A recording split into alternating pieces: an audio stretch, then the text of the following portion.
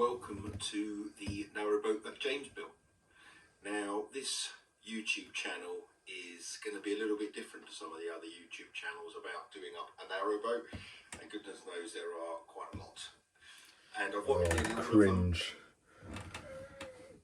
Well, it's been a year that I have been on YouTube, and I thought, I mean, it's been such a journey, as you all know, and obviously with the boat it's been a real journey, but also, you know, with YouTube, and I, like so many of you all, watch a vast amount of YouTube, and this has all been very new to me, and I thought it would be quite interesting to do a video on my year on YouTube, how I found it, but more importantly, kind of all the numbers, and some of the more interesting bits and pieces.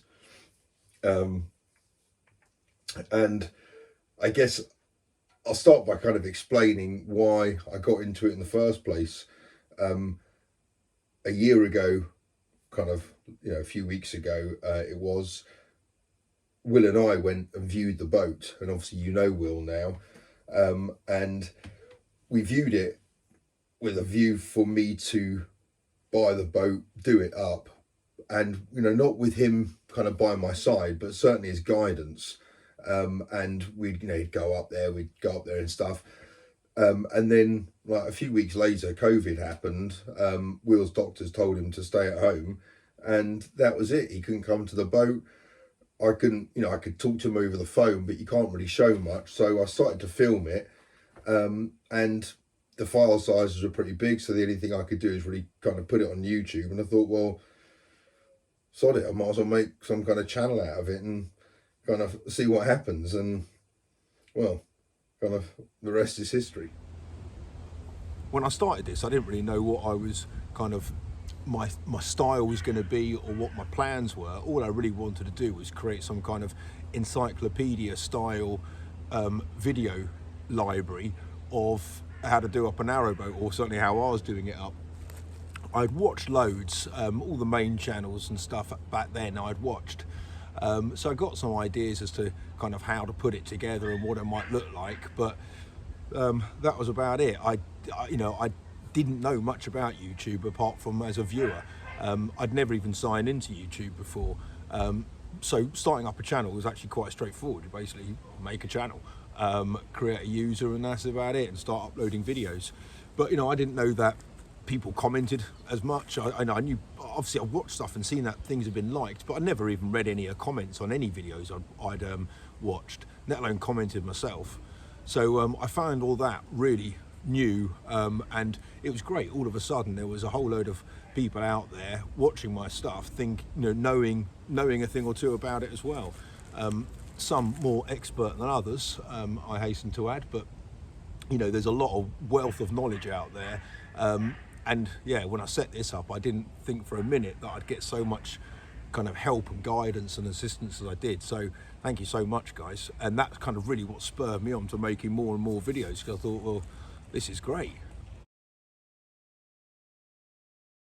One of the most commonly asked questions is, how do I make so many videos?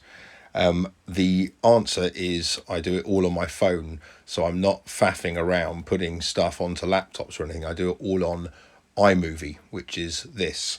And this is the video of me putting the curtains up.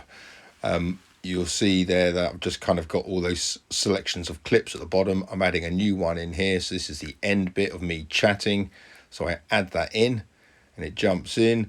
I just need to trim out the front bit of it where it's me kind of sitting down and coughing and clearing my throat. So I get rid of that bit.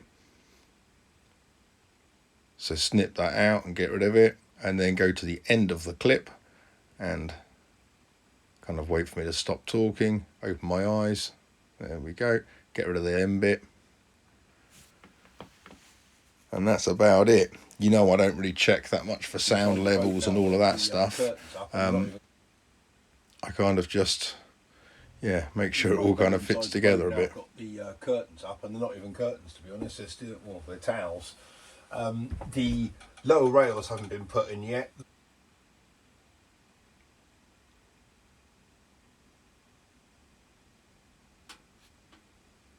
So just make sure all the clip bits are correctly in the right order and everything. And then I go to save it. And this is the bit where I sometimes run out of space on the phone and have to delete loads of other stuff. But I save the video.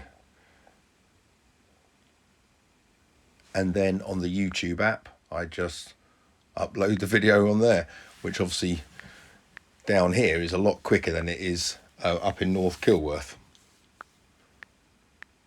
I just put in all the information on the app and click upload, and kind of 20 minutes later it's done. James of the narrowboat that James built is still working on the subflooring of his narrowboat. This guy is very prolific. He puts out more vlogs than anyone that I can think of, at least 2 a day. If you're into remodeling a narrowboat, these are a must-watch. The first 3 months on YouTube for me were really about just getting my head down and cracking on with work on the boat. But making the videos was by far the most enjoyable part of my day. The actual work on the boat at the time was, you know, I was surrounded by bricks. I couldn't walk anywhere. There was, you know, all the silver foil insulation everywhere. There was no warmth. It was awful, absolutely awful. And making the videos and seeing the feedback was really the only thing that kind of kept me going during those times. And I kind of got more and more kind of comfortable on YouTube and making videos and kind of being a little bit more creative with stuff and having a bit more fun with it.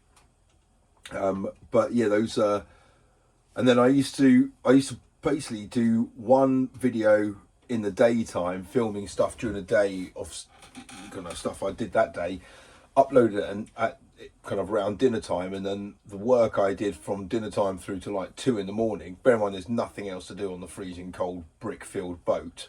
I've kind of put another video up, and then whilst I was sleeping, and I used to sit down and like have cups of tea like literally every 15-20 minutes. So it was at that time I just kind of quickly edited the last little bit I filmed, so it kind of all just flowed quite nicely. But I've got to say, making the videos for the channel was certainly the main driver behind getting work done.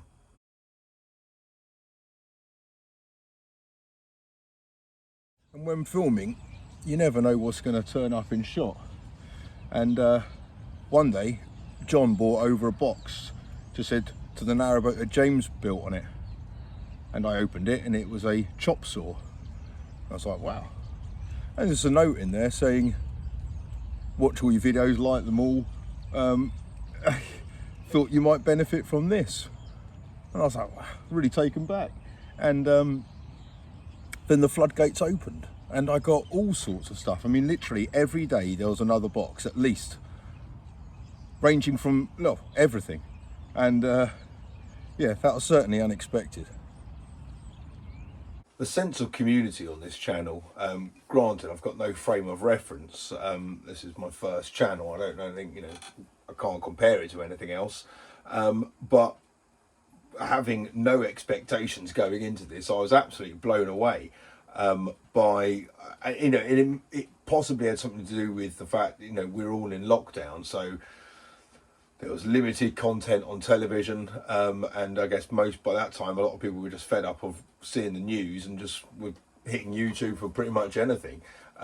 Loads of non-narrowboaters watched the channel, which I guess, you know, that's great. Just shows the interest in canals and narrowboating. And the present giving aside, which was phenomenal, you know, literally every single day from all over the world. It's just incredible, from, you know, Australia, Brazil, India, America, Canada, Scotland via Malaysia. It's just amazing. But I guess for me, I think the sense of, because I was putting so many videos out, kind of maybe 8 hours apart or whatever, or 2 a day, certainly for the first few months, people kind of had to watch them fairly quickly, otherwise you fell behind quite a lot. And I feel sorry for people who have kind of even contacted me now saying I've just kind of binge watched the first 100 or whatever. You think, blimey, that must have been painful. so there was a real sense of community. People kind of like were watching it together, and it was funny seeing people, you know, up in the middle of the night watching it over here and then over in America and stuff. It was just, yeah, really apparent, that sense of community, and really kind of kept me going. Well, this does seem to be the season for Narrowboat channel announcements on YouTube, and I've got one of my own. You'd have seen already, there are adverts now on the channel.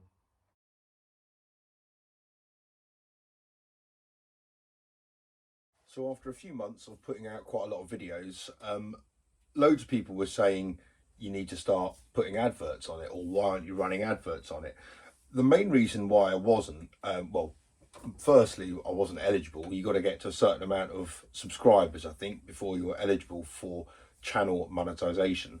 But the main reason I didn't is because, I mean, I was aware that lots of people earn a huge amount of money off YouTube, and you know, my kids watch these like mega stars with like, you know, 20 million views after like a couple of days or whatever, and I know that these lot earn millions.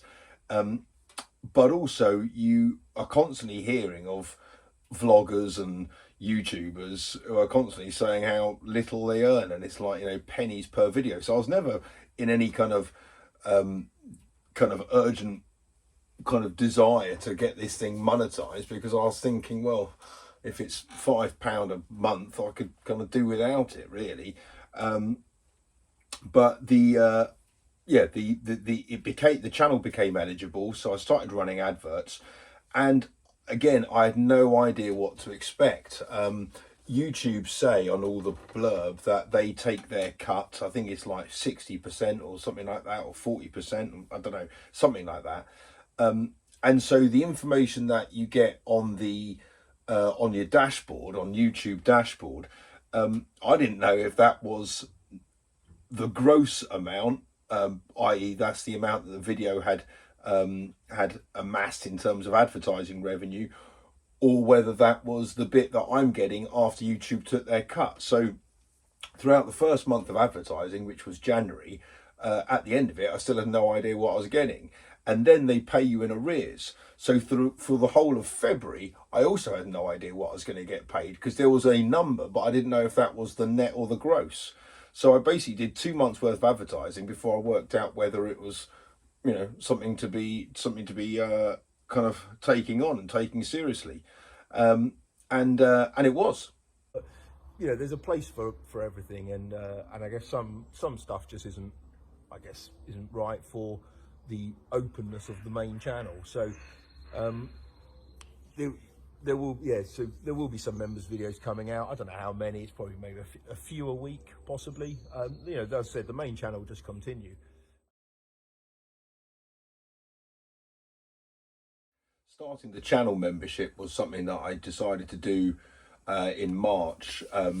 It was just as the boat was launching for the first time, and by that time there was a kind of a group of people that, if you like, wanted more than what was just going on the channel, and it was kind of, the boat and my life was going into a place where I could kind of do more than what was just going on the main channel. And people were also asking to kind of offering or wanting to support the channel or support me, and lots of people were asking for, you know, for me to set up a Patreon or whatever it is, which obviously is a very popular way of doing things. And for me, though, I like the idea of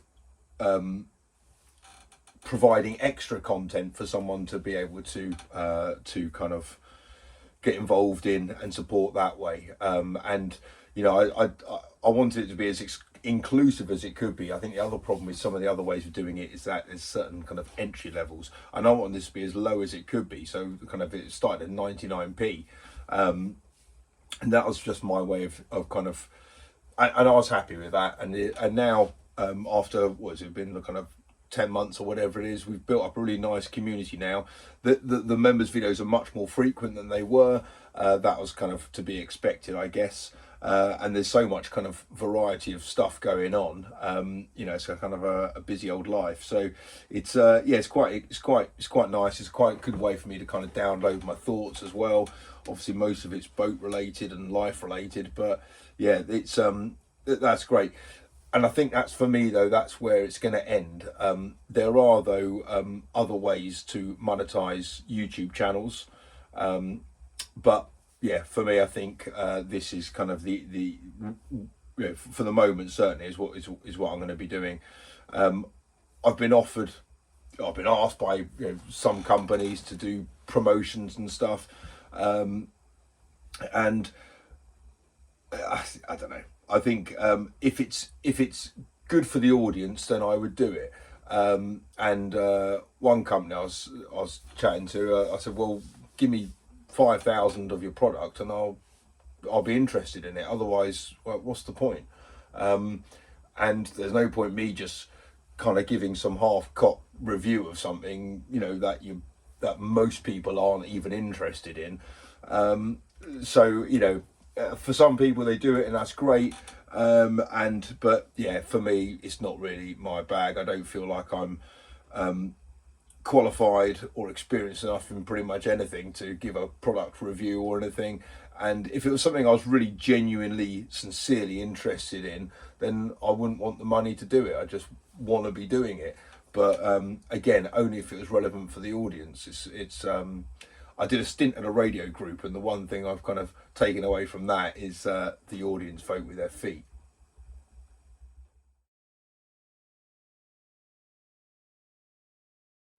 I've been asked many times why I don't do live streams, or can I do one, would I do one? I'm not saying no forever on it, but I don't really like them. Firstly, I'm on my own, so it would be for the viewer.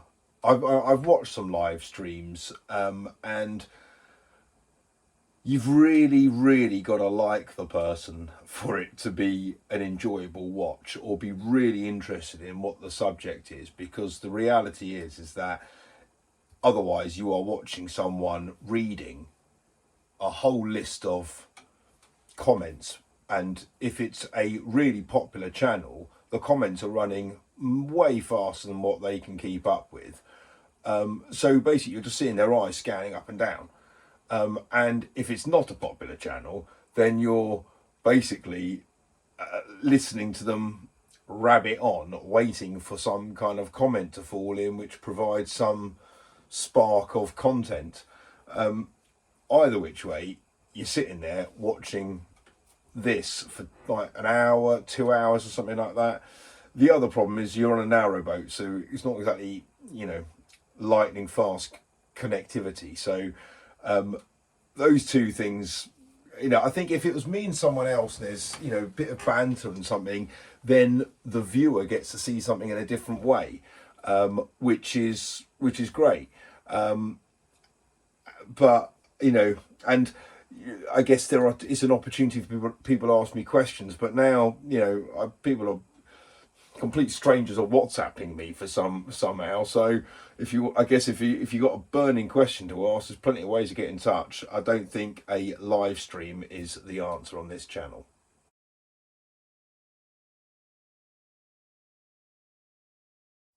Obviously I'm British, so I'm a little bit reserved about, well, most things, but certainly about revealing earnings. But to be honest, I'm not. I think this is all. I think if you understand how YouTube works, and you can make a few assumptions, you can probably work out how much someone's netting off this stuff anyway. But as I said, you know, I had no idea of going into this, so I thought it'd be interesting to kind of tell you a few things, so you know. I've had lots of people surprised, I guess, by what the numbers are, so I thought it'd be useful to know. So and it really fluctuates. That's the thing. Like the earnings per video can be as high as $100. Firstly, it's all in dollars. so it can be as high as $100 a video. It can be low as kind of $15 a video. I've made obviously the really bad mistake of putting my dad's music. Well, thank you, Dad, firstly, for all the music over the last year. But I've inadvertently given a lot of money away to the Rolling Stones, Police, Bee Gees, you know, you name it, Crosby, Stills and Nash. So you know, and that's good. It's nice to help out Mick Jagger. So, but it does mean I've had a bit of a cut in what I've earned. But you know, as I said, I didn't go into this for earnings anyway, so I don't really mind, and I think it's enhanced the channel, and Dad's enjoyed it, so that's all that really matters. In January, so that was my kind of first paycheck was January. I had 250,000 views, because it's all based on the amount of people who watch it. So I had 250,000 watches of the videos. That is obviously not 250,000 people. That's the same 5,000 people watching, you know, a certain 25 videos or whatever. And that made $680, which I think is about 460 quid. So that's what I got paid, 460 quid. And as I said, like so the rate per video, it's really hard to work out. You can't draw a line, kind of a straight line through them all. Some videos, as I said, you know, are kind of make a lot more money. Obviously, yeah, the copyright thing has been an issue. So I can't really give you a figure that I earn per video, to be honest. But the other interesting things is that the American viewers, in terms of advertising, I earn, I think it's $8 per 1,000 people in America compared to $2 per 1,000 people in England, or in the UK, and 80% of my audience is in the UK. So, but yeah, I mean, that's just CPM, which I think is cost per mil. These are things I'm starting to understand, but I'm a long way from it. So maybe in like a few more months or a year or something, I'll have a better gauge as to what each video is worth. But it's yeah, it's somewhere between a tenner and kind of 100 quid, which, you know, is quite a broad spectrum. And I wish I could understand how it all works, but for the life of me, I really can't. I did a video a few weeks ago here, putting on the bumper, and that's been my highest grossing video, I think, to date. And I got literally no idea why. So, and it wasn't the most viewed or anything. So I still can't quite understand the correlation between it all, but one day I guess I will. But yeah, there we go. That's kind of rough earnings from it. I guess the other reason why people don't say things about earnings is because of the tax man. Well, I'm declaring all my earnings to the tax man, to HMRC. You have to, so you can't get away with that. So yeah, I've got no problem in saying it. And as I said, I think it's out of interest. You know, if this was just my salary and, you know, this is everything, you know, and there's a lot more complexities involved, I probably wouldn't do it. I wouldn't maybe be as open with it all, but you know, it's fine. So yeah, about 400, 450, 500 quid a month. It's about right.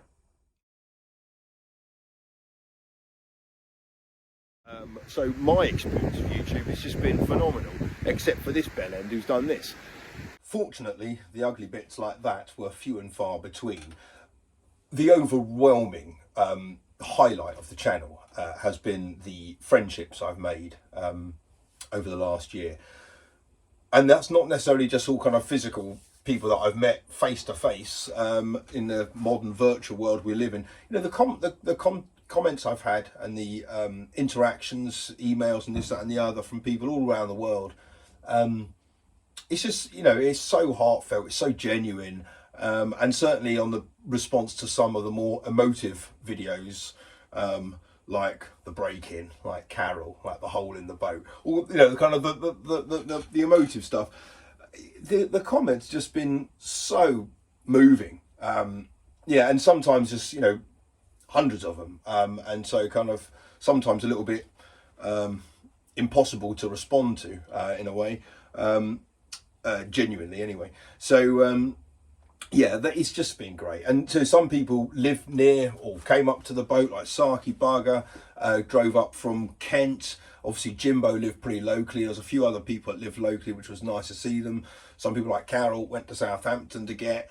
But you know, these people are friends for life. Nigel and Lynn, who were from the marina over the way, you know, I'd speak to them a couple of times a week on the phone. It's just, you know, and I know we've got Narrowboats which kind of bond us all together.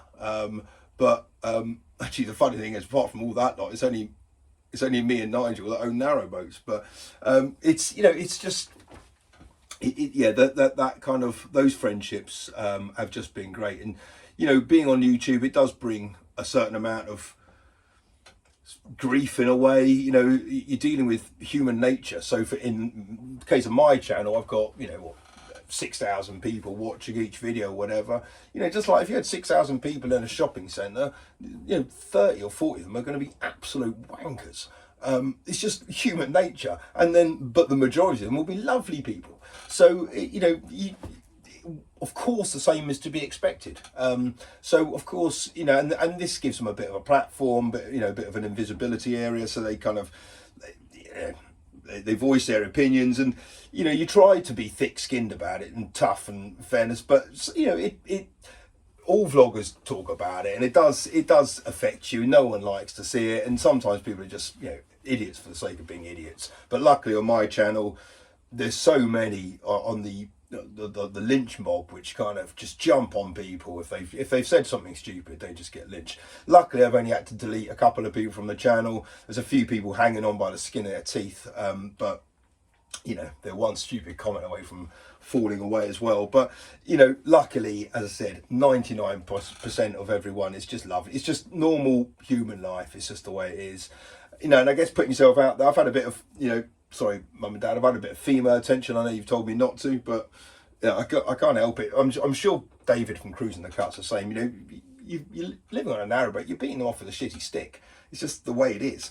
But you know, I'm not going to be crass, and you know, I don't keep, you know, countering like that. That'd be awful. But you know, it's been an eventful year. It's been good fun, but you know, it's calmed down a bit now, so that's all good. And I'm looking forward to the next year. That's all it is. You know, this has just been one surprise after another, and as long as life's full of surprises, and as long as most of them are pretty good, then well, you can take that. I'll see you next time. Bye bye.